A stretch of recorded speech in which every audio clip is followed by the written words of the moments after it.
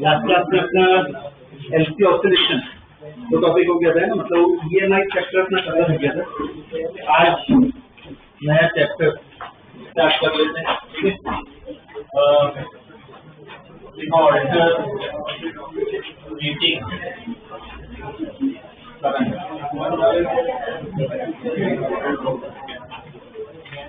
Alternating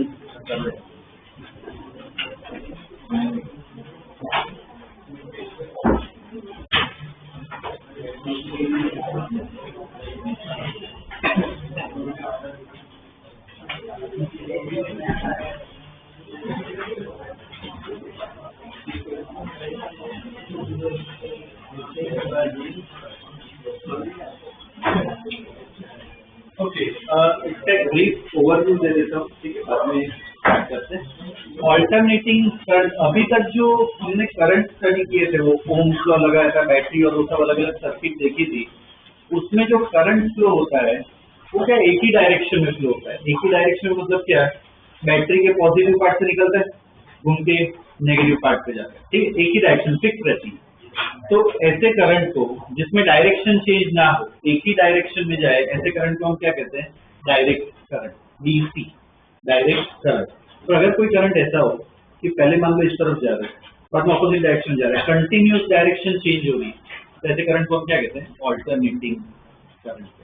तो उसका graph अगर ड्रॉ करेगा आपसे इजीली समझ आ जाए, मान लो ऑल्टरनेटिंग ऐसा कर रहे, ये कौन सा फंक्शन होता है, साइन कॉस आए तो भी चलता है। तो इसमें देखो करंट ऐसे कुछ मैक्सिमम वैल्यू पे आ रहा है, वैल्यू चेंज हो रही है, बाकी इधर वैल्यूज चेंज हो रही है, पर एक पार्ट प्लस है, दूसरा पार्ट क्या माइनस है, प्लस माइनस से ऑल्टरनेट होते रह रहा है। इसमें मतलब कि एक करंट अगर एक टाइम के लिए करंट इस तरफ जा रहा है तो ऑपोजिट डायरेक्शन जाएगा, कंटिन्यूअस ऐसे करंट क्या करेगा, ऑसिलेट करेगा। ऐसा जो करंट होता है ऐसे करंट को क्या कहते हैं, ऑल्टरनेटिंग करंट, ठीक है। टाइम सेम लगना चाहिए, सिमेट्री होनी चाहिए, मतलब ये जीरो, ये पूरी साइकिल हुई तो इधर टाइम पीरियड की लिख लेते हैं, इधर कितना होगा T/2, इधर कितना होगा 3T/2, गैप जो है वो सिमिलर होना चाहिए। ऐसे करंट को क्या कहते हैं, ऑल्टरनेटिंग करंट, ठीक है। जरूरी नहीं है सिर्फ ये ग्राफ को, तो मैं कोई ऐसा ग्राफ ड्रॉ करूँ T और I, तो मैं ऐसा ग्राफ ड्रॉ करूँ, बोले इसको ऑल्टरनेटिंग बोल सकते हैं, ऐसा ग्राफ को, ये 0 T/2 T 3T/2, ये 2T, बोलो इस ग्राफ को बोल सकते हैं ऑल्टरनेटिव। अभी बताया ऑल्टरनेटिव मतलब क्या होना चाहिए, वैल्यू चेंज होनी चाहिए और ऑल्टरनेट डायरेक्शन भी चेंज होनी चाहिए। तो इसमें देखो चेंज हो रहा है प्लस माइनस, ठीक, इसको क्या बोल सकते हो, ऑल्टरनेटिव, ठीक है। और इसको अलग चैप्टर क्यों बनाया, ऑल्टरनेटिव करंट को अलग चैप्टर क्यों बनाया, हमने 3 कंपोनेंट पढ़े सर्किट में, रेजिस्टर, कैपेसिटर और जो लास्ट चैप्टर में पढ़ा था इंडक्टर। ठीक, तीन रेजिस्टर, कैपेसिटर और इंडक्टर, ये तीन को अगर हम ऐसा करंट देना ये वाला, तो उसका सर्किट का बिहेवियर है ना पूरा अलग हो जाता है, ठीक, पूरा अलग बिहेवियर हो जाता है, उसका सोल्यूशन भी अलग आता है, ठीक है। प्रैक्टिकली इसके यूज भी काफी अलग अलग होते हैं, इसलिए ना ऑल्टरनेटिंग करंट को पूरा अलग ही स्टडी करना पड़ता है, ठीक है, इसलिए इस चैप्टर को पूरा के अलग से स्टडी करेंगे। ओके, रिलेटिवली देखोगे तो ये चैप्टर काफी इजी है, ठीक है, काफी इजी है ये चैप्टर। और प्रैक्टिकली अगर तुम्हें पता हो ये इतने सारे वायर्स और वो सब है, कमर्शियली कौन सा करंट हमें मिलता है पता है? ऑल्टरनेटिंग करंट मिलता है या डायरेक्ट करंट? कौन सा करंट? ये सब वायर से एसी चल रहा है, लाइट फैन सब चल रहा है, कौन सा करंट मिलता है? ऑल्टरनेटिव। कौन सा करंट मिलता है? ऑल्टरनेटिव। कहाँ से आता है ये जो जितने करंट वोल्टेज, करंट बोलो या वोल्टेज बोलो, ऐसा ही ग्राफ आता है, कहाँ से आता है? वो पावर प्लांट से आता है। पावर प्लांट में जो वोल्टेज या करंट प्रोड्यूस होता है वो कौन सा होता है? ऑल्टरनेटिव। उसके दो रीजन है ऑल्टरनेटिंग क्यों प्रोड्यूस होता है। एक तो पावर प्लांट सिटी के दूर होता है, कभी भी सिटी में नहीं होता है, तो उससे लंबे डिस्टेंस पे अगर इलेक्ट्रिसिटी ट्रांसपोर्ट करनी है, ट्रांसपोर्ट करने मतलब कैसे ट्रांसपोर्ट की, वायर से ही ट्रांसपोर्ट होती है, तो ट्रांसपोर्ट करनी है तो ऑल्टरनेटिंग करंट अगर भेजे ना तो लॉस, जो हीट लॉस होता है वो बहुत कम होता है, उसमें डायरेक्ट करंट में ना बहुत ज्यादा लॉस। एक ये रीजन। दूसरा रीजन क्या है? ऑल्टरनेटिंग करंट प्रोड्यूस करना, जनरेट करना है ना बहुत इजी होता है। अलग अलग पावर प्लांट देखे हो तो कौन से होते हैं? कोल पावर प्लांट होता है, बाद में ये डैम्स जहाँ पे होते हैं कौन सा पावर प्लांट होता है? वो वाटर की एनर्जी पे काम करता है, क्या कहते हैं? हाइड्रो पावर प्लांट कहते हैं, न्यूक्लियर पावर प्लांट कहते हैं। ये सब पावर प्लांट में ना एक चीज कॉमन होती है जो इलेक्ट्रिसिटी प्रोड्यूस करती है, वो कहते हैं हम टर्बाइन। तो टर्बाइन से ऑल्टरनेटिंग प्रोड्यूस करना बहुत इजी है, तो इसलिए दो रीजन है जिसकी वजह से ऑल्टरनेटिंग करंट हमें मिलता है। जो छोटे डिवाइसेस होते हैं ना उसमें डीसी यूज होता है, डायरेक्ट करंट। एग्जांपल कौन सा? अपना मोबाइल फोन, बैटरी, ठीक है, रिमोट कंट्रोल, जो सब में क्या मिलता है? डायरेक्ट करंट, ठीक है। और क्या कहते हैं दूसरा पार्ट, प्रैक्टिकली हम जितना भी पार्ट स्टडी करेंगे ना वो इसके ही आएगा, ऑल्टरनेटिंग करंट है, ठीक है। तो इसलिए इस चैप्टर को पूरा अलग से ही स्टडी करना पड़ता है, ठीक है। आज के क्लास में सिर्फ ये ग्राफ और करंट उस पर स्टडी करेंगे, ठीक है, कुछ कैलकुलेशन भी ऊपर आएगी। पहले डेफिनेशन लिखवा देता हूँ ऑल्टरनेटिंग और वो डायरेक्ट, ठीक है, लिख ऑल्टरनेटिंग करंट का definition. Alternating current, it is the current, it is the current whose magnitude and direction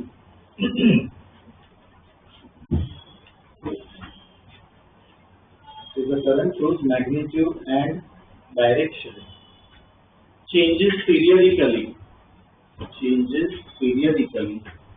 with time, changes periodically with time, ठीक है। ये दोनों ग्राफ ड्रॉ कर,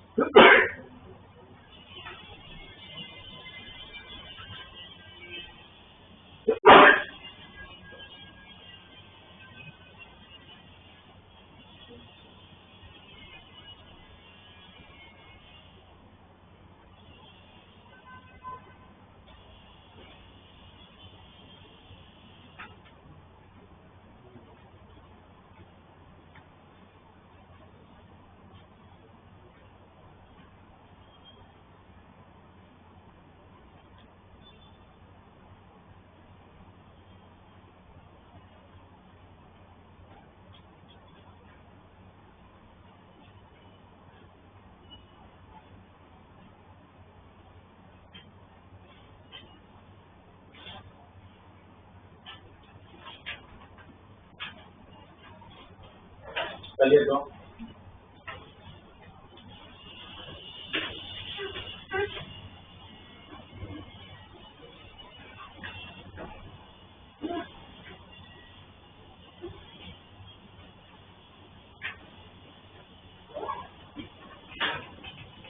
नेक्स्ट डेफिनेशन लिखो, डायरेक्ट करंट। डायरेक्ट करंट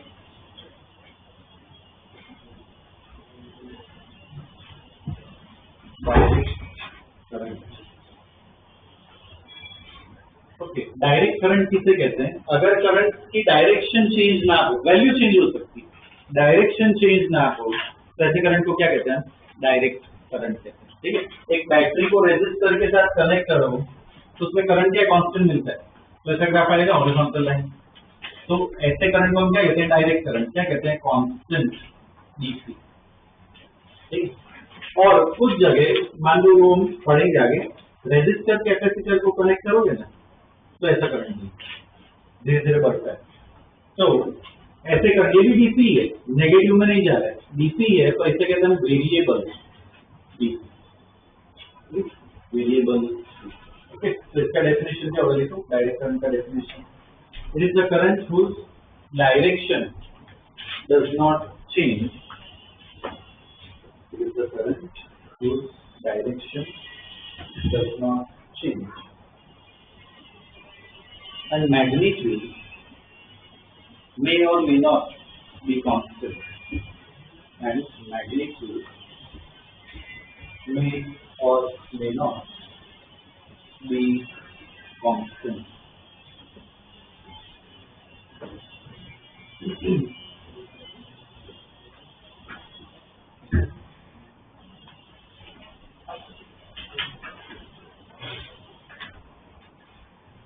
ठीक है, draw कर लो ग्राफ को।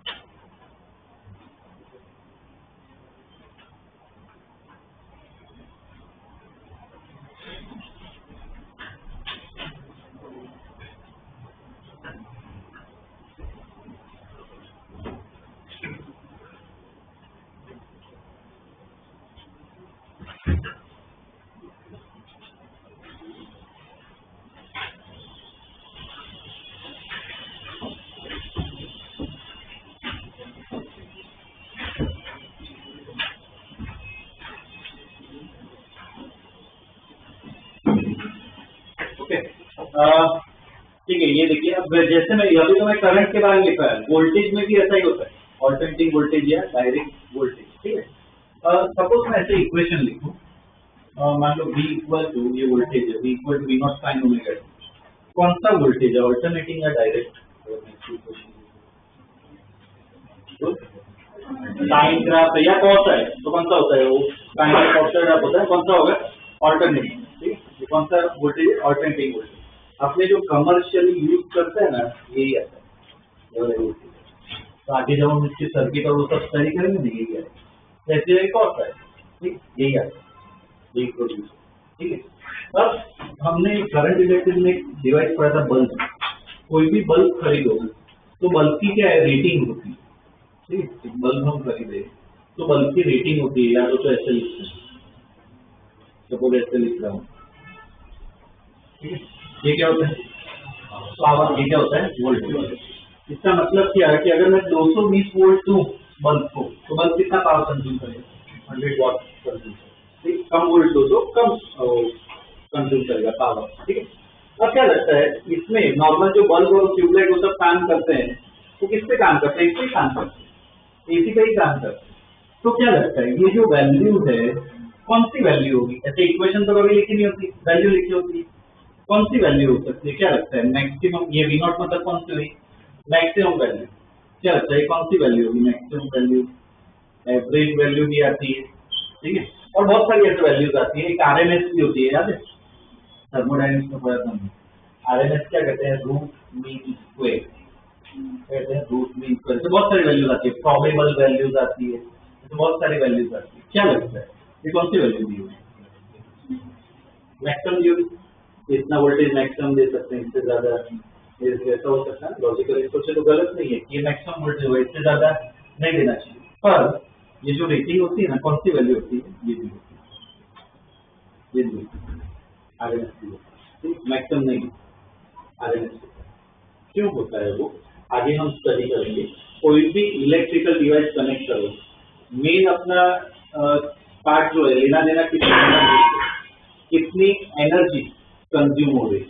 तो एनर्जी कंज्यूम हो रही है, कितनी एनर्जी कंज्यूम हो रही है जानना है ना, तो सबसे बेस्ट वैल्यू कौन सी होती है, आरएमएस वैल्यू पढ़ेंगे हम, ठीक है। इसलिए कभी कोई रेटिंग देखो ना, कोई भी डिवाइस लो, आगे से जब करो ना ध्यान रखना, कोई भी इलेक्ट्रिकल डिवाइस हो ना उसमें रेटिंग होती है, तभी नहीं बंद में हो, हर एक डिवाइस की रेटिंग होती है, ठीक है। तो रेटिंग में वोल्टेज लिखा होता है, कौन सी वैल्यू होती है वो, आरएमएस, मैक्सिमम नहीं, कौन सी होती है, आरएमएस। तो अब हमें क्या करना है, तो जैसे इक्वेशन दी होगी, तो इससे हमें क्या करना है, मैक्सिमम वैल्यू तो यही है, इससे हमें क्या निकालना है, इसकी एवरेज वैल्यू निकालना सीखेंगे, और क्या सीखेंगे, आरएमएस वैल्यू निकालना सीखेंगे, ठीक है। जैसे कोई भी इक्वेशन दी हो, आज के लेक्चर में क्या करना है, एवरेज वैल्यू निकालनी है और क्या निकालनी है, आरएमएस, ये दो वैल्यू निकालनी है, ठीक है। एवरेज निकालना तो आता होगा, कैसे निकालते हैं एवरेज, मान लो सबके कुछ मार्क्स है, ठीक है। तो क्या करेंगे, सबके मार्क्स ऐड कर देंगे, divided by total number of student, क्या आ गया, एवरेज है, ठीक है। पर ये तो इक्वेशन है, इक्वेशन का एवरेज निकालना आता है, कैसे निकालते हैं, कोई इक्वेशन दी और उसकी एवरेज वैल्यू निकालनी, क्या होता है, ऊपर हम समेशन कर रहे हैं बेसिकली, है ना, सबके मार्क्स ऐड कर रहे हैं, मतलब समेशन है, समेशन का मतलब मैथमेटिकली क्या होता है, क्या होता है, सिग्मा, सिग्मा मतलब इक्वेशन में क्या हो जाता है, इंटीग्रेशन, क्या हो जाता है, इंटीग्रेशन। तो मान लो मुझे कोई करंट की इक्वेशन दी है, तो उसकी मुझे एवरेज वैल्यू निकालनी है, तो कैसे निकलती है एवरेज वैल्यू, करंट को इंटीग्रेट करो टाइम के साथ, अपॉन जितने टाइम के लिए कर रहे हो उससे क्या करो, डिवाइड करो, ठीक है, ध्यान रखना ये। तो इससे क्या मिलती है, एवरेज वैल्यू, वोल्टेज हो तो भी आ जाएगा, इधर से एवरेज वैल्यू मिलती है, कहाँ से, इंटीग्रेशन, ठीक है। ये बात आज स्टडी करना, ओके। तो आगे अब लिखो, नेक्स्ट एवरेज वैल्यू, इधर से इंटीग्रेशन, एवरेज वैल्यू, उसमें लिखो statement, consider current I, consider current I as a function of time t, consider I as a function of time t, a function of time t, okay. This average value is given by, its average value is given by, average value is given by, लिख लो इस पे box में, average value इधर से मिलती है, integration,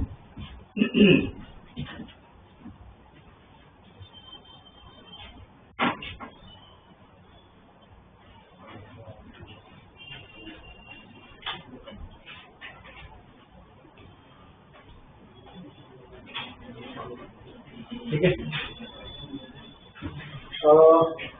ये एक पार्ट हो गया अपना, एवरेज की इक्वेशन देखी। ग्राफ अगर दिया हो, हाँ वैसे ग्राफ दिया है टी और आई, तो जैसा कुछ ग्राफ दिया है, ठीक है।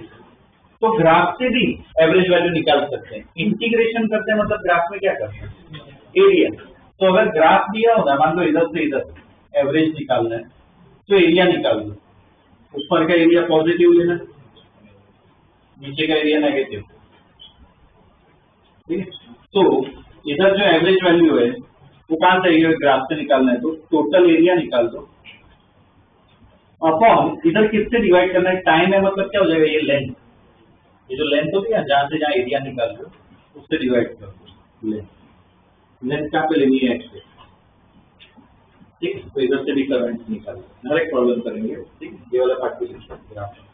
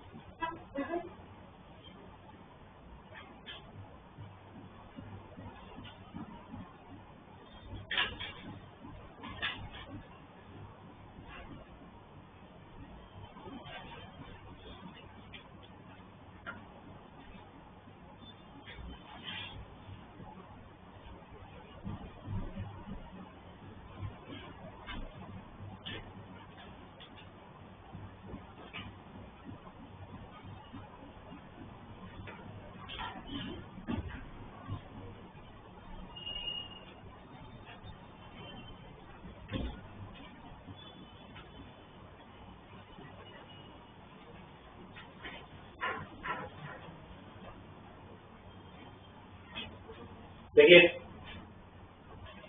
ठीक है, ग्राफ पर हो गया, इक्वेशन हो गया, इससे अलग अलग प्रॉब्लम्स कर लेते हैं, ठीक है, बाद में आरएमएस का है, चलिए इसके क्वेश्चन करते हैं। लिखो question, two variable current are given by, two variable current are given by, two variable current लिखो पहला करंट दिया हुआ है I1 इक्वल टू लिखो I0 t square by tau square, देखिए लिखो, और दूसरा करंट दिया है I0 e raise to minus t by tau, तो ये दो करंट दिए हुए।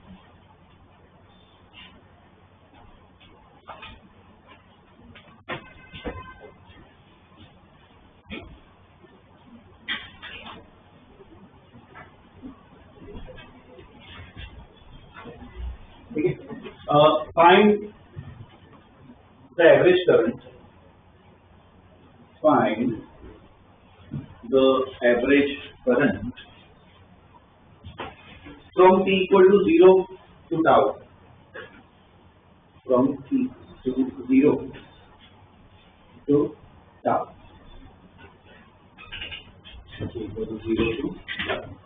पहला साथ में करते हैं, दूसरा अपने आप ट्राई करना। देखो एवरेज वैल्यू निकालनी है, ठीक है, तो एवरेज वैल्यू क्या होगी, integration I1 dt upon integration of dt, यहाँ पे सब्स्टिट्यूट कर देते हैं, इंटीग्रेशन I1 जो दिया उसकी इक्वेशन डाल दो, t square by tau square dt upon integration of dt, integration करें लिमिट डालनी है, बोलो क्या होगी लिमिट, 0 से टाउ होगी, इसका इंटीग्रेशन बोलो, देखो I0 और टाउ स्क्वायर वो तो कॉमन है, सॉरी कांस्टेंट है, बाहर आ जाएगा, टी स्क्वायर dt का इंटीग्रेशन टी क्यूब बाई 3 0 से टाउ, और नीचे dt है, सिर्फ dt हो तो क्या होता है t 0 से टाउ, यहाँ पे वैल्यू सब्स्टिट्यूट कर दो, तो कितना है ये I0 नीचे टाउ स्क्वायर, इधर टाउ डाल दो, टाउ क्यूब बाई 3, और इधर क्या बचा सिर्फ टाउ, क्या हो गया एवरेज वैल्यू, ये टाउ स्क्वायर ये टाउ है तो टाउ क्यूब का क्यूब कैंसिल, तो क्या बचेगा I0 बाई, ठीक है, ये आ गया एवरेज, ठीक है, इससे निकाल बस इंटीग्रेशन करना है लिमिट से, ठीक है, दूसरा ट्राई करो।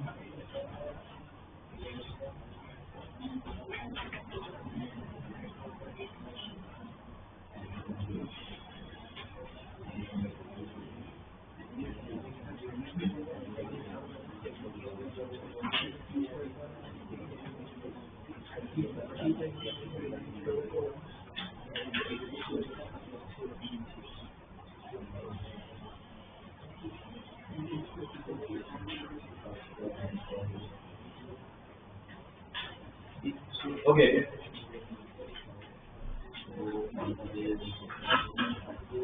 चेक करो इसमें।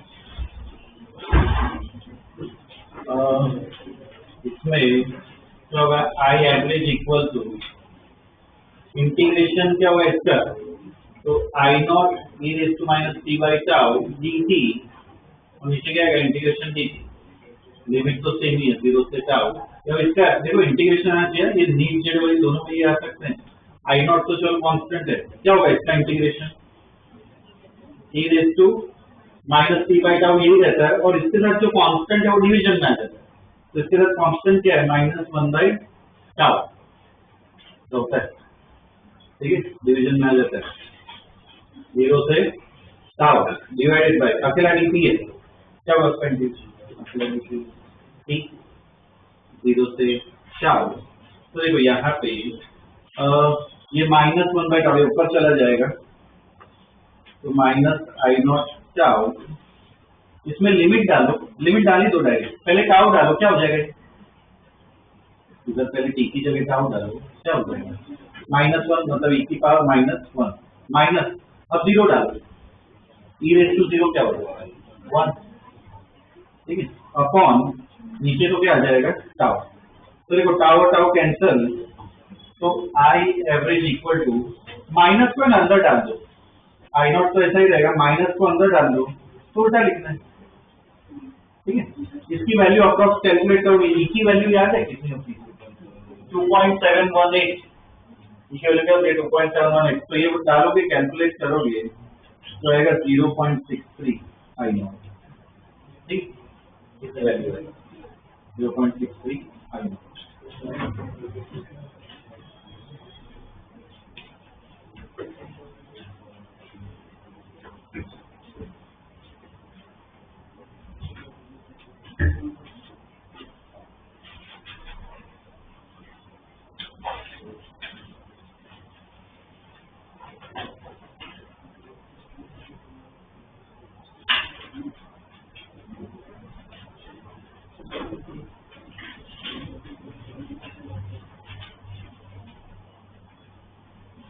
ठीक है,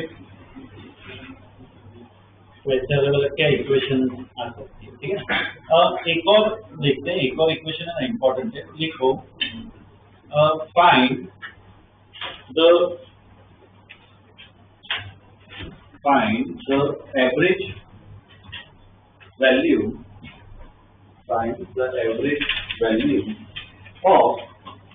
find the average value of a sinusoidal sinusoidal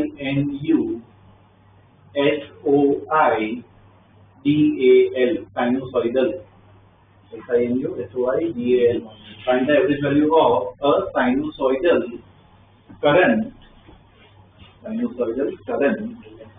over a full cycle and a half cycle, over a full cycle and a half cycle।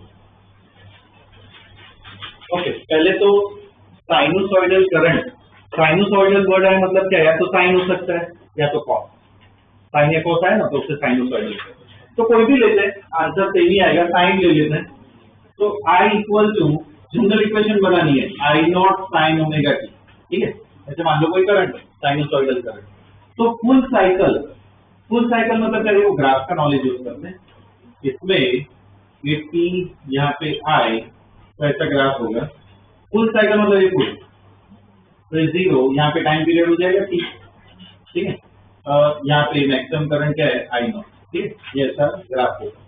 अब इसकी एवरेज वैल्यू निकालनी है, तो सेम अपने इंटीग्रेशन अगर यूज करें, इंटीग्रेशन आई डी टी, तो क्या होगा I naught sine omega t d t upon integration d t 0 से सी, ठीक है। तो इसमें देखो अब इसको इंटीग्रेट करोगे, लिमिट वो सब डालोगे, आएगा उसका आंसर आएगा, पर है लॉजिक से करते हैं। दूसरा पार्ट इसमें बताया था एवरेज का मैंने, कि अगर ग्राफ हो तो कहां से निकाल सकते हैं average value, area upon length. तो एक साइकिल की बात कर रहे हैं, इस साइकिल क्या होगा इसका एरिया, एग्जैक्ट एरिया बोले हमें पता ना हो, पर जितना प्लस में एरिया मिलने वाला है उतना ही माइनस में मिलेगा, तो टोटल एरिया क्या हो जाएगा, एवरेज वैल्यू भी क्या हो जाएगा, इसमें एवरेज वैल्यू पूरी साइकिल अगर लेना तो एवरेज वैल्यू क्या हो जाती है 0, और एकदम लॉजिकली भी आंसर आ सकता है। जितनी वैल्यू प्लस में है उतनी वैल्यू क्या है माइनस में। सपोज मुझे एवरेज निकालना हो, एक वैल्यू 10 है, दूसरी वैल्यू -10 है, तीसरी वैल्यू 20 है, चौथी वैल्यू -20 है, जैसे प्लस माइनस दोनों है, एवरेज क्या होने वाला है 0 ही होगा। तो फुल साइकिल की बात करें ना तो एवरेज वैल्यू क्या हो जाती है 0। ठीक है, देखो हाफ साइकिल का बात में देखते हैं, फुल साइकिल में 0 हो जाएगा।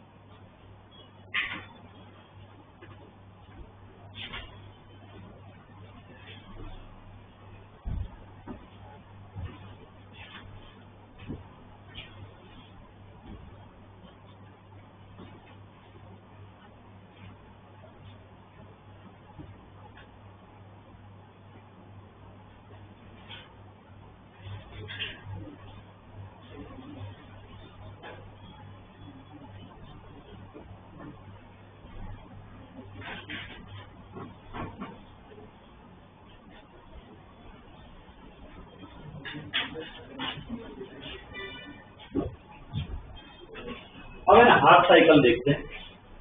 हाफ साइकिल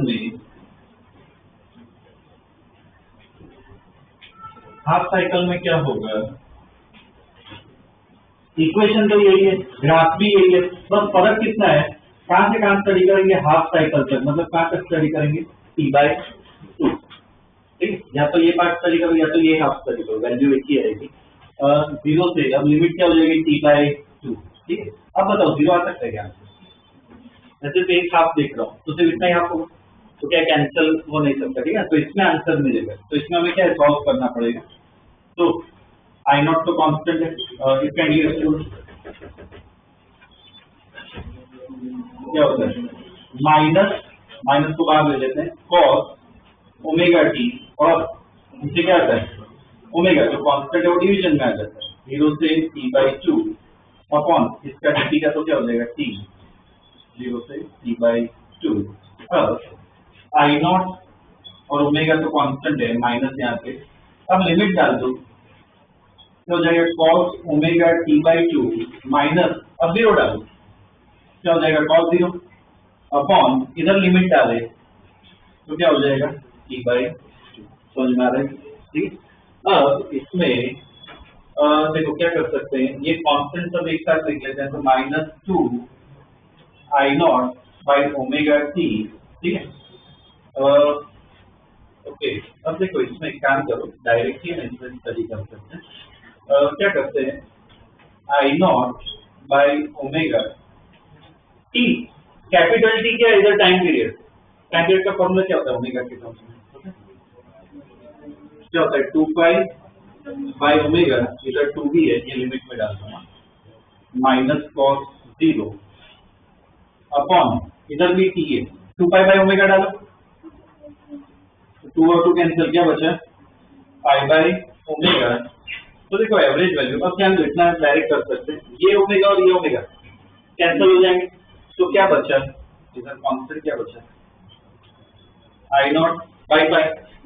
अब इधर देखो ओमेगा ओमेगा कैंसिल, 2 कैंसिल, क्या बचा cos पाई, cos पाई क्या होता है -1, तो ये पार्ट क्या है -1, ये -1 कितना हो गया -2, एक माइनस बाहर भी क्या हो गया 2, तो ये आ गई अपनी एवरेज वैल्यू हाफ साइकिल में वैल्यू में कितनी आती है 2i0/5 ठीक है।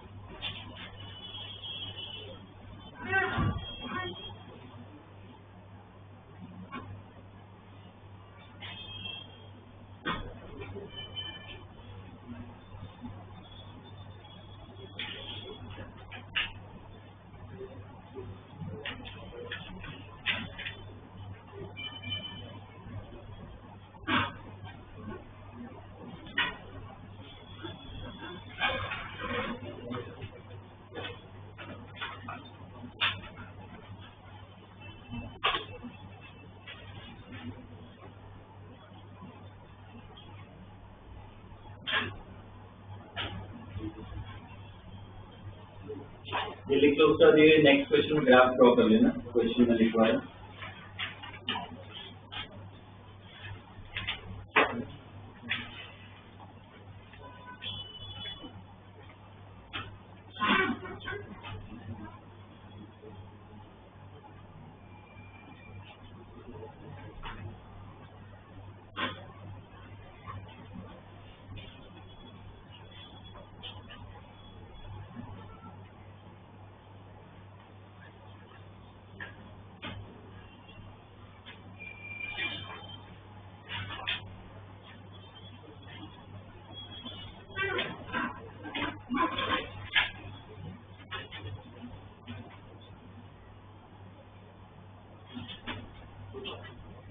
हाफ साइकिल वाला लिखिए आगे।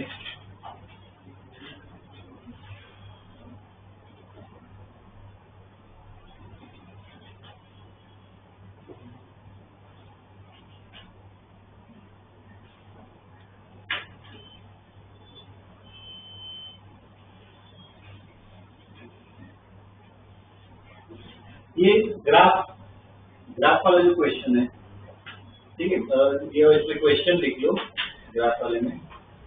फाइंड एवरेज वोल्टेज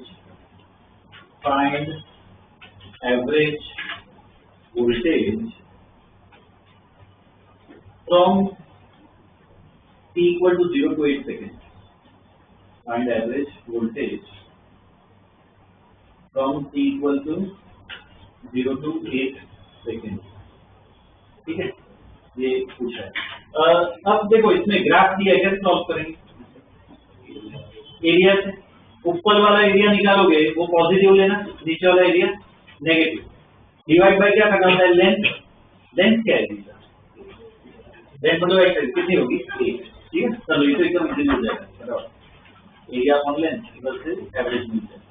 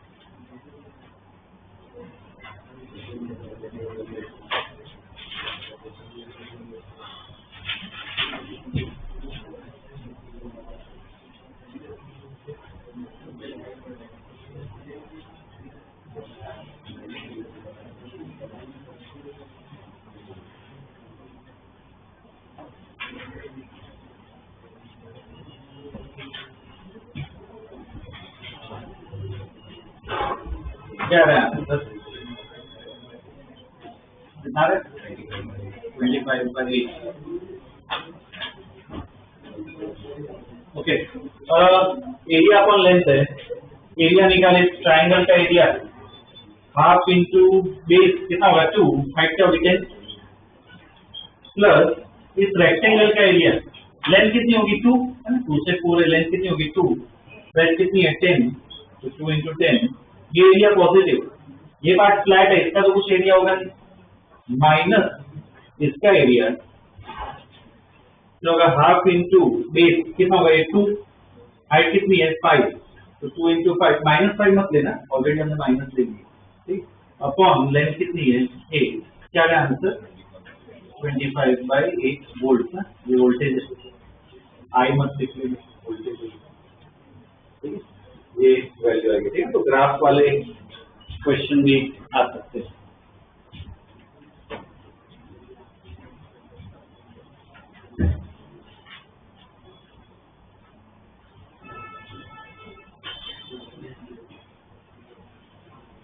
ठीक है, ये पार्ट हो गया अपना एवरेज, एक एवरेज देखा था, और एक कौन सा बाकी है आरएमएस, वो देख लेते हैं, ठीक है। वो इम्पोर्टेंट है, बोर्ड में भी एक आध क्वेश्चन ऐसे आते हैं, तो वो भी बता देता हूँ, ठीक है ना। तो ये पार्ट अपना पूरा खत्म हो जाएगा। देखो, root mean square, root mean square, root mean square bracket लिखो RMS, RMS value, root mean square, ठीक है, ब्रैकेट लिखो आरएमएस वैल्यू, ठीक है।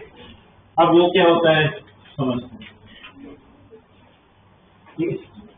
हम एक रेजिस्टर है, इस रेजिस्टर से कौन सा ऑल्टरनेटिंग करंट पास करवा रहे हैं, ठीक है, ऑल्टरनेटिंग करंट पास करवा रहे हैं, तो ये रेजिस्टर को बल्ब भी मान सकते हो, इधर से क्या एक ऑल्टरनेटिंग करंट पास हो रहा है, तो इसमें क्या हीट प्रोड्यूस होगी, वो हीट कितनी प्रोड्यूस होगी, हीट प्रोड्यूस होने में एनर्जी कंज्यूम होगी, तो हीट कितनी प्रोड्यूस होगी, ऑल्टरनेटिंग हो तो हीट को कैसे लिखना पड़ता है, इंटीग्रेशन I2RDT, इंटीग्रेशन करना पड़ता है क्योंकि वेरिएबल होता है। अब हम क्या कर रहे हैं, यही रेजिस्टर है, ठीक है, ये सेम रेजिस्टर है, अब मैं ना एक कांस्टेंट करंट पास करवा रहा हूँ, ठीक है, कांस्टेंट करंट पास करवा रहा हूँ, तो उस केस में ये कांस्टेंट करंट है, ठीक। तो इस केस में हीट को कैसे लिखेंगे हम, I2R डेल्टा टी, इधर इंटीग्रेशन की जरूरत नहीं पड़ती, डायरेक्ट टाइम से मल्टीप्लाई कर दो तो क्या आ जाएगी, हीट आ जाएगी, ठीक है। अब इसको विजुअलाइज करना, आरएमएस का मीनिंग समझा, मान लो इधर बल्ब है, इधर भी बल्ब है, तो ये बल्ब जितनी हीट प्रोड्यूस करेगा उतनी ये बल्ब करने वाला है, ठीक है, सेम हीट प्रोड्यूस कर रहा है, तो उस केस में हीट को इक्वल कर दो, तो integration I2RDT is equal to integration I2R delta t, R तो दोनों में कांस्टेंट है, कैंसिल हो जाएगा, तो ये जो करंट होता है I2 इक्वल टू क्या हो जाएगा, equation I2DT upon delta T, तो इधर से जो करंट मिलता है ना उसको हम क्या कहते हैं, आरएमएस करंट, ठीक है, क्या कहते हैं, आरएमएस कहते हैं। क्यों ये यूज करते हैं, जो अभी शुरुआत में मैंने बताया था, रेटिंग कभी भी लिखी हो, रेटिंग में कौन सी वैल्यू होती है, आरएमएस, क्यों, इसकी वजह से, इसका मतलब क्या है समझाता हूँ, ध्यान देना, ठीक है। ये कहीं पे पूछेंगे नहीं पर कंसेप्ट वाइज इंपॉर्टेंट है। मान लो एक बल्ब है, ये बल्ब को इसे इधर सॉकेट में हम कनेक्ट कर रहे हैं, ठीक है, वायरिंग से, इधर जो प्रैक्टिकल है उसकी बात कर रहे हैं, मान लो कनेक्ट किया, तो अपने जो प्रैक्टिकल केस होता है ना उसमें ऐसी इक्वेशंस आती है, ये आती है, ठीक है। अब ये वोल्टेज में दूं तो इसमें क्या हीट प्रोड्यूस होगी, वो हीट प्रोड्यूस हो रही है मान लो 100 वाट, कितनी प्रोड्यूस हो रही है 100 वाट, ठीक है, पावर जो कंज्यूम हो रहा है। अब यही बल्ब मैं अगर लूं और इधर में 220 वोल्ट कांस्टेंट दे रहा हूं, मान लो एक बैटरी लगा दी, एक बैटरी लगा दी, कितनी लगा दी, 220 वोल्ट की बैटरी लगा दी, तो ये भी है ना इतना ही पावर कंज्यूम करेगा 100, ठीक है। अब हमें ये इक्वेशन के बारे में हमने तो पढ़ा है कि इसका ग्राफ ऐसा कुछ होता है, इंटीग्रेशन सब करना होता है, इधर डायरेक्ट सिंपल इक्वेशन है I2R वाली वो सब, तो उससे कैलकुलेशन क्या इजी हो जाएगा, नॉर्मली या प्रैक्टिकली हम देखें तो कौन सा इजी है समझना, ये वैल्यूज इजी है, इक्वेशन नहीं, इक्वेशन तो सबको समझ में आती है, ठीक है। तो इसलिए प्रैक्टिकली क्या है, ये वैल्यूज यूज होती है, ये कभी देते नहीं।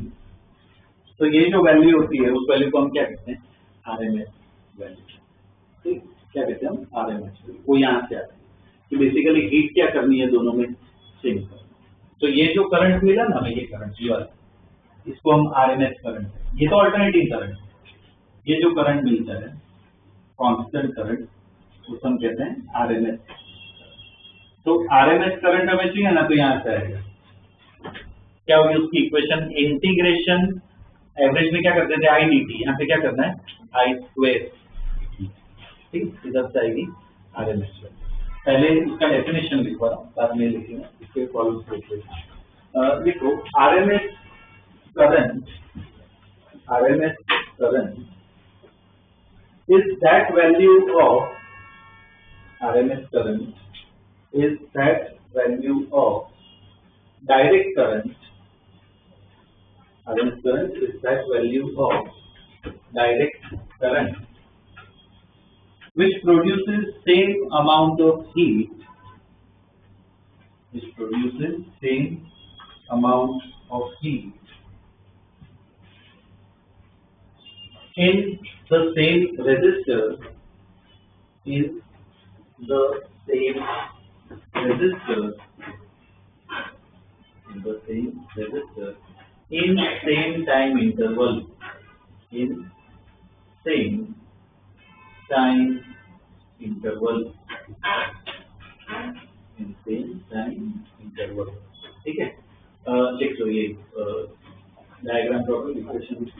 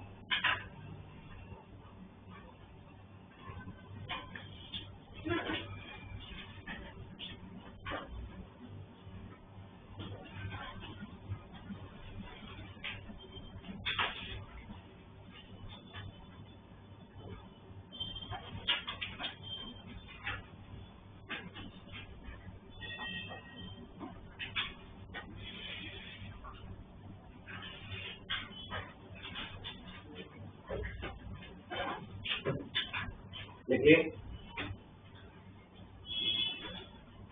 इसके क्वेश्चन, चलो क्वेश्चन कुछ कर लेते हैं, ठीक है। लिखो क्वेश्चन, लिखो a variable voltage is given by, a variable voltage, a variable voltage is given by, ये इक्वेशन देखो, v इक्वल टू क्या है, v naught t by tau, v equal to v naught t by tau.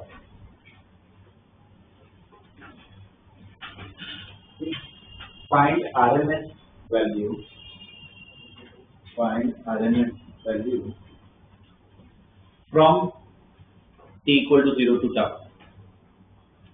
from t equal to 0 to tau, ठीक है। तो देखो इसमें RMS voltage को चाहिए, इक्वेशन का फॉर्म तो वही रहेगा, क्या होगा कैसे लिखेंगे, V R M S square equal to integration V square d t upon delta t. ठीक है, तो क्या हो जाएगा, इंटीग्रेशन यहाँ पे सब्स्टिट्यूट कर दो, इक्वेशन डाल दो, इस पर की जगह इसका स्क्वायर कर दो, क्या हो जाएगा, V naught square t square by tau square d t upon delta t. ठीक है, लिमिट बोलो 0 से टाउ, डेल्टा टी में भी ऐसे लिमिट डायरेक्ट डाल ही सकते हो, डायरेक्ट सब्स्टिट्यूट ही कर देना, क्या होगा, टी से सॉरी 0 से टाउ। ठीक है, अब इसका इंटीग्रेशन का बिल्कुल सॉल्व कर सकते हैं।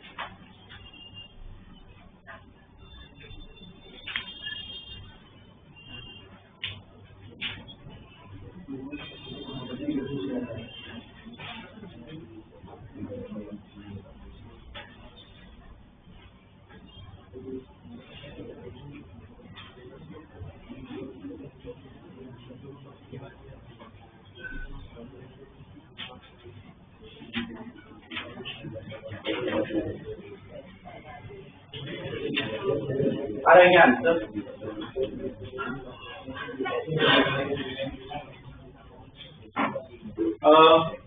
क्या होगा इसका integration, V R M S square equal to V naught square और टाउ स्क्वायर तो कांस्टेंट है, क्या होगा इसका integration, t square t cube by 3 0 से टाउ, डिवीजन में यहाँ पे तो डायरेक्ट टाउ ही डाल सकते हो, इधर इंटीग्रेशन नहीं करना, यहाँ पे डायरेक्ट लिमिट भी डालनी होती है, तो ये टाउ, तो ये वी नॉट स्क्वायर बाई 3, ये टाउ स्क्वायर और टाउ क्या हो जाएगा, टाउ क्यूब, इधर भी टाउ क्यूब, कितना आ गया, we naught square by 3।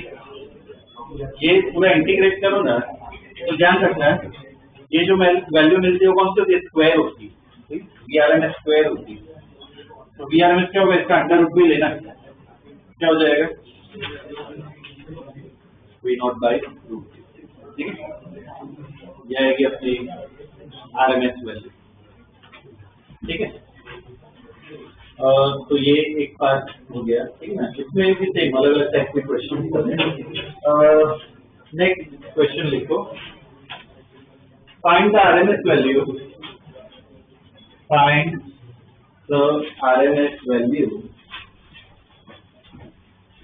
Find the RMS value of a sinusoidal current, find the RMS value of a sinusoidal current over one complete cycle, over one complete cycle, over one complete cycle। ठीक है, इस तरह 4 marks कर दो। ये इसका जो result आएगा वो हम काफी यूज करेंगे प्रॉब्लम्स में, और इसका डिराइवेशन बोर्ड में आता है, बोर्ड में ये पार्ट आ सकता है, बाकी कोई पार्ट जनरली बोर्ड में नहीं आएगा इसमें। तो साइनोसॉइडल करंट साइन या कॉस कुछ भी ले सकते हो, तो I equal to I naught sine omega t. ठीक है, ये अगर ले तो I square R M S equal to integration क्या होगा, I square d t upon delta t. यहाँ पे अगर सब्स्टिट्यूट करें तो integration I naught square sine square omega t d t upon delta t. इधर लिमिट क्या होगी, एक पूरी साइकिल के लिए, मतलब पूरे टाइम पीरियड के लिए, तो 0 से t, यहाँ पे 0 नहीं होगा, इधर 0 नहीं आएगा आंसर, क्यों, साइन स्क्वायर है, तो नेगेटिव वाला पार्ट भी क्या हो जाता है, पॉजिटिव, इधर आंसर आएगा। इसका इंटीग्रेशन कैसे करें, साइन स्क्वायर हो साइन स्क्वायर का इंटीग्रेशन कैसे होगा? IRMS स्क्वायर इक्वल टू, देखो आई नॉट बाहर ले सकते हो, integration sign square omega t d t 0 से t, और नीचे क्या आ जाएगा t, ठीक है। इसका इंटीग्रेशन कैसे करते हैं? साइन स्क्वायर क्लॉस स्क्वायर नहीं होता है, साइन स्क्वायर के लिए क्या, इधर वो ट्रिग्नोमेट्री यूज करते हैं, एक आइडेंटिटी आती है, ये इतनी ट्रिग्नोमेट्री बेसिक आनी चाहिए। cos 2 ओमेगा टी को मैं क्या लिख सकता हूँ, 1 minus 2 sign square omega T, तो साइन स्क्वायर ओमेगा टी किसके बराबर हो जाएगा, 1 minus cos 2 omega t by 2, ये यूज करना है, तो इसका सब्स्टिट्यूट कर देते हैं। तो आई नॉट और टी तो कांस्टेंट है, इंटीग्रेशन क्या हो जाएगा, 1 minus cos 2 omega t by 2 d 0 से t, तो I square R M S equal to I naught और टी तो कांस्टेंट है, तो भी बाहर लेके आते हैं, वो भी कांस्टेंट है। अब देखो दोनों का इंटीग्रेशन करना है, तो इस इंटीग्रेशन इसको अलग अलग कर देते हैं, तो इंटीग्रेशन क्या होगा, ये 1 और dt है, मतलब अकेला dt माइनस इसका integration cos 2 omega T dt, limit क्या होगी 0 से t, 0 से, ठीक है, क्या है। अब इसका इंटीग्रेशन बोलो, इसका इंटीग्रेशन क्या होगा t, इसका इंटीग्रेशन सॉल्व करोगे पूरा, इसका cos का क्या होता है इंटीग्रेशन साइन, बाद में लिमिट वो सब डालोगे, सॉल्व करोगे, उससे इसका भी आंसर आएगा। पर लॉजिक से बताओ इसका इंटीग्रेशन क्या होना चाहिए, 0 से, इंटीग्रेशन तो बेसिकली एरिया ही निकाल सकते, cos का ग्राफ है 0 से t, मतलब कंप्लीट साइकिल का ग्राफ है, तो कॉन्स्टेंट साइन जैसा ही होता है, जितना प्लस होता है उतना ही क्या होता है माइनस, तो इसका एक साइकिल में इंटीग्रेशन क्या होने वाला है, 0 ही होने वाला है, तो इसको सॉल्व करने की जरूरत नहीं है। तो इसमें बोर्ड वाला पार्ट है, तो ये लिखना पड़ेगा, इतना लिख लो, इसका आंसर इतना लिख लो, स्टेटमेंट बता देता हूँ।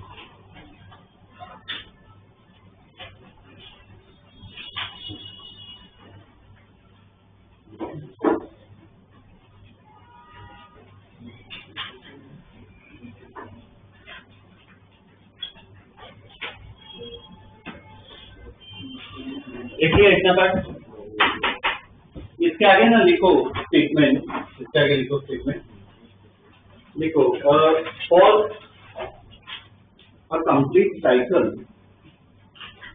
For a complete cycle integration cos 2 omega T, integration के सिंबल डालना, integration cos 2 omega T, integration cos 2 omega T will be 0, will be 0, ठीक है, will be 0। तो ये पार्ट इसका भी इंटीग्रेशन 0 हो गया, तो क्या बचा, आई नॉट टू टी dt का इंटीग्रेशन क्या होगा, t 0 से t, यहाँ पे t डाल दो, क्या आ गया, तो यहाँ पे t डालो, t और t cancel, I not by 2, तो आई आर एम एस ये स्क्वायर आया है, एक मिनट, आई नॉट स्क्वायर आएगा, स्क्वायर बार है, स्क्वायर आएगा, आई नॉट स्क्वायर बाई 2। तो IRMS ये स्क्वायर है, अंडर रूट ले लो, क्या आएगा आंसर? I not by 3। इस पे बॉक्स बना दो, ये रिजल्ट में बहुत काम है। IRMS इक्वल टू क्या है? I not by root 2।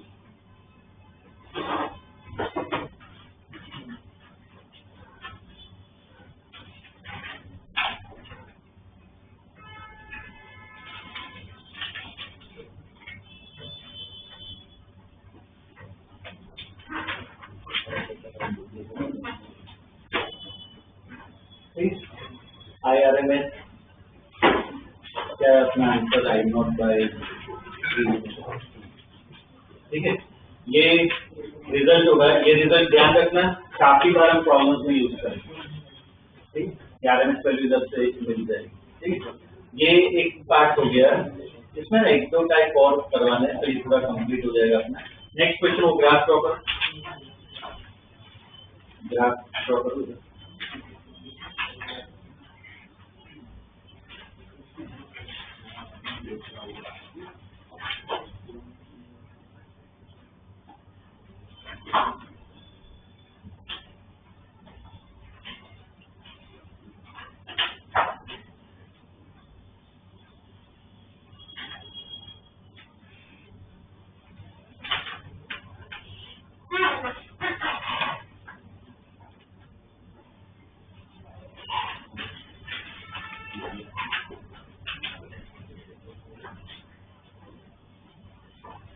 चलिए, तो फाइंड RMS करंट।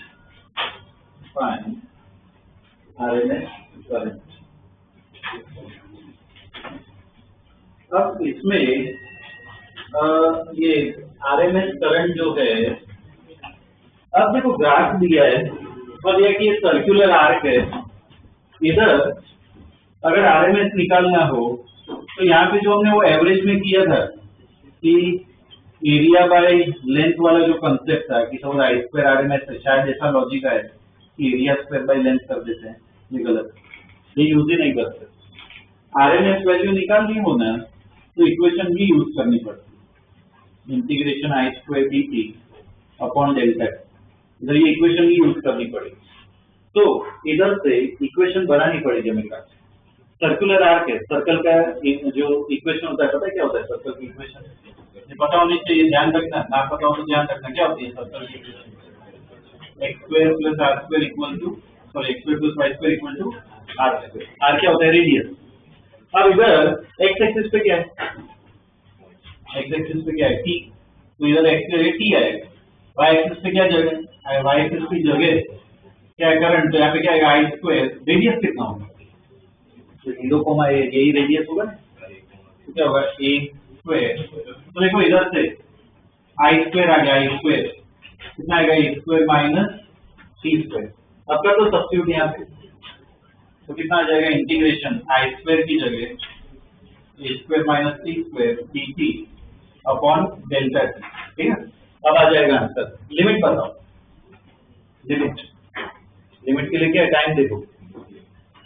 ये ग्राफ इधर से इधर आना, मतलब कहाँ से जा रहा है? 0 से 1। तो लिमिट क्या होगी? 0 से 1 की।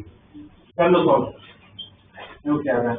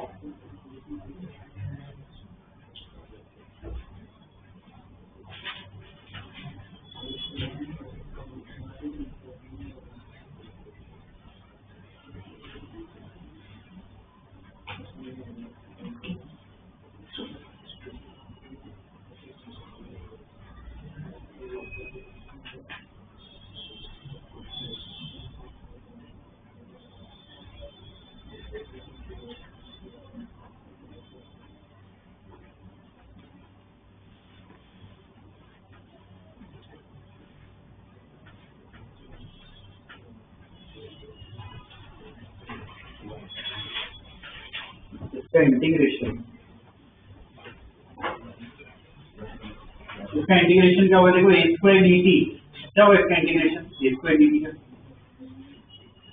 ए square t minus t square d t का इंटीग्रेशन क्या होगा? ए क्यूब बाई 3 0 से ए और नीचे तो ए डाल दो डायरेक्ट, यही आ गया। ठीक है, इधर ए डाल तो ए क्यूब, इधर ए डाले तो ए क्यूब बाई 3, इधर में तो पूरा 0 ही हो जाएगा। अपॉन ए कितना हो गया? 2a स्क्वायर बाई 3, ये अपना आरएमएस स्क्वायर आया, तो आरएमएस कितना हो जाएगा? Under root 2 by 3। ठीक है, ये आएगा।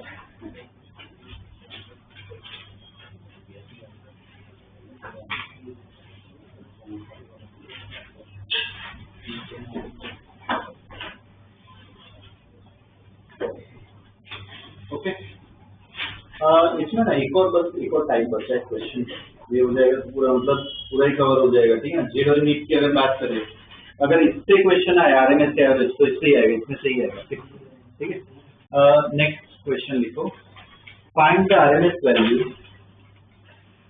Find the RMS value of the given function, find the RMS value of the given function।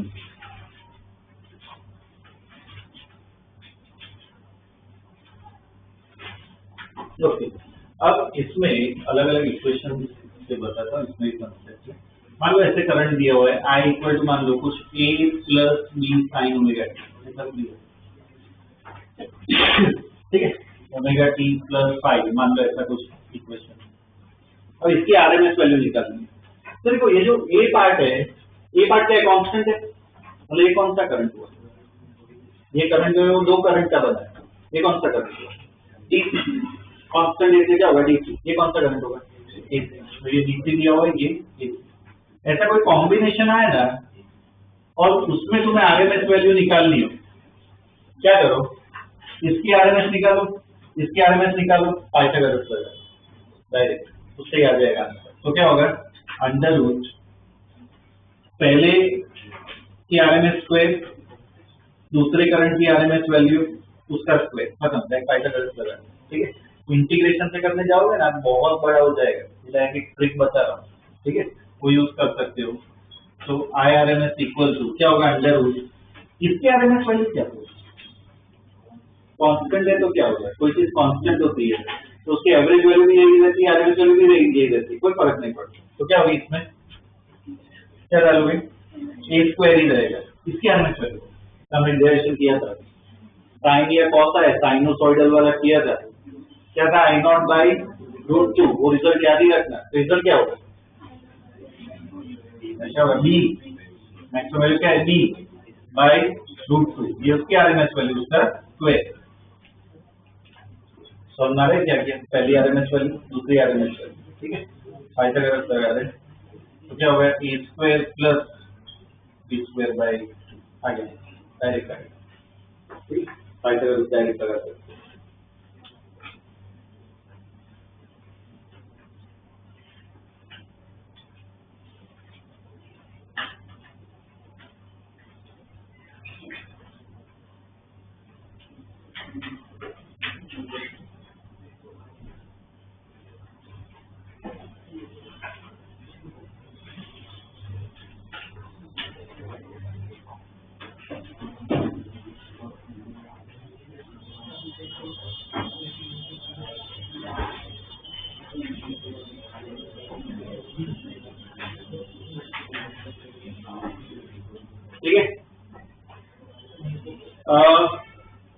एक दूसरी इक्वेशन में लिख रहा हूँ, उसका अपने आप ट्राई करो, ठीक है।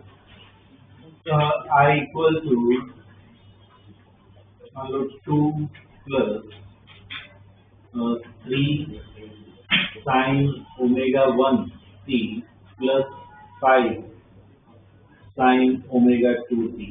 चलो इसके अंदर सेम प्रोसीजर सेम ही, पाइथागोरस ही लगाना है, भले तीन हो पाइथागोरस लगा सकते हो, ठीक। चलो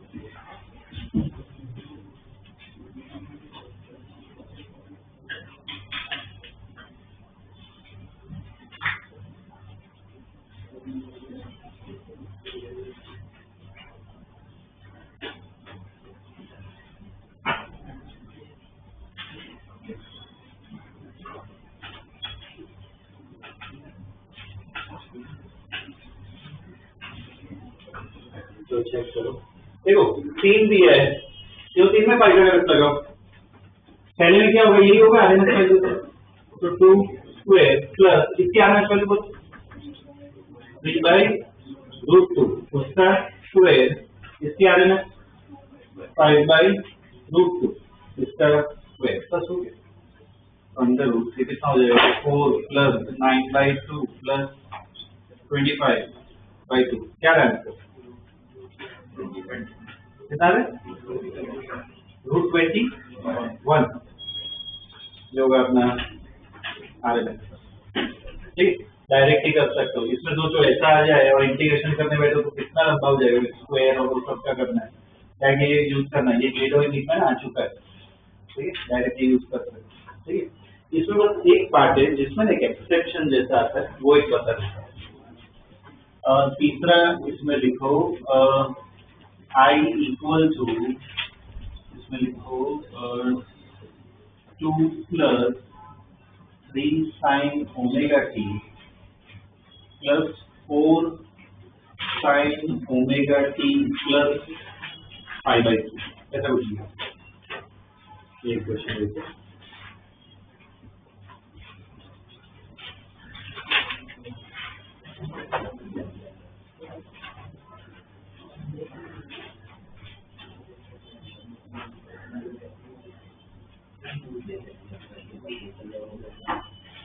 ये थर्ड पे है ना, 4 मार्क कर दो,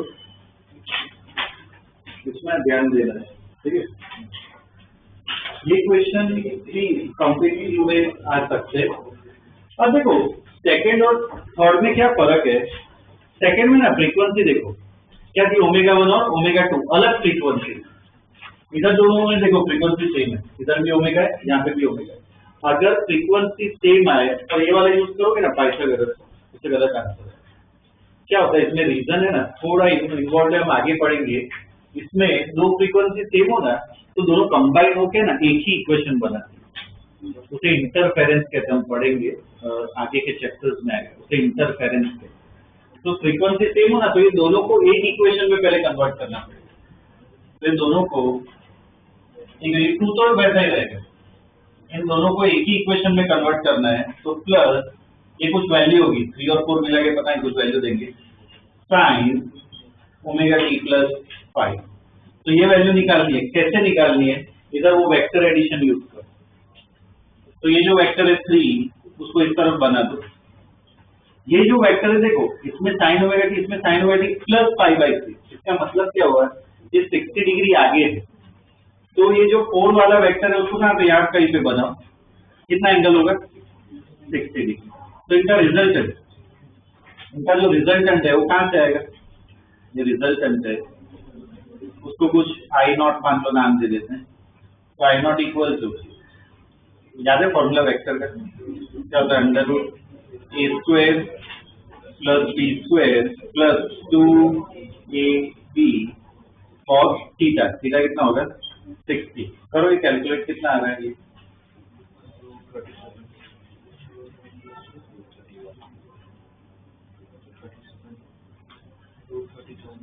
कितना आ रहा है? अंडर रूट 37 याद है क्या? अंडर रूट 37 बस ये आ गई अपनी value, under root 37 maximum value. मतलब ये दो इक्वेशन को हमने ऐसे एक इक्वेशन में कन्वर्ट कर दिया। अब ये देखो, अपने पहली पार्ट जैसा ही हो गया, ये पहले पार्ट जैसा ही हो गया। अब पाइथागोरस लगा, एक में कर दिया ना, अब पाइथागोरस लगा सकते हो। तो I R N S square equal to under root, sorry I R N S, इसका क्या होगा? 2 स्क्वायर, इसके आर एन एस वैल्यू बोलो, अंडर रूट 37 बाय रूट 2 इसका आ जाएगा।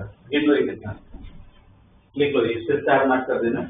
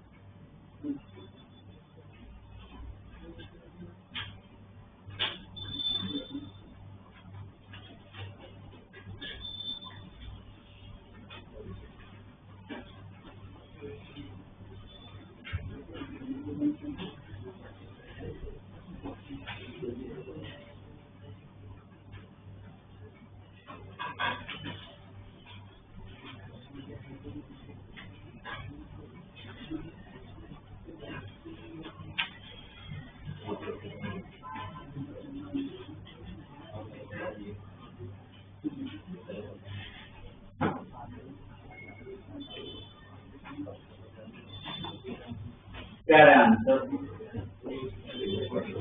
अंडर रूट 45/2, ठीक है, अंडर रूट 45/2, ये अपना फाइनल आंसर।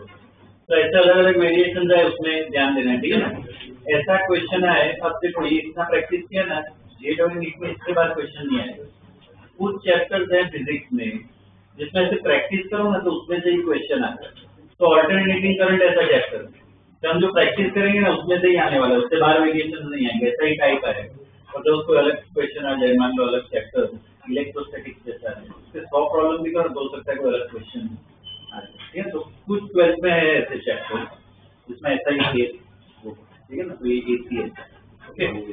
ये अपनी जो टेस्ट होने वाली है उसका सिलेबस क्या है? EMI ऑल्टरनेटिंग करंट है। ऑल्टरनेटिंग करंट में आज जो पढ़ा है ना उतना ही है, सैटरडे जो पढ़ेंगे वो नहीं आएगा, इतना ही आएगा, ठीक है। और क्या है? Circular motion. कोई प्रैक्टिस EMI की रखो, अगर हो जाए तो सर्कुलर मोशन रिवाइज करो, ठीक है ना। बाकी टेस्ट में यही है, ओके।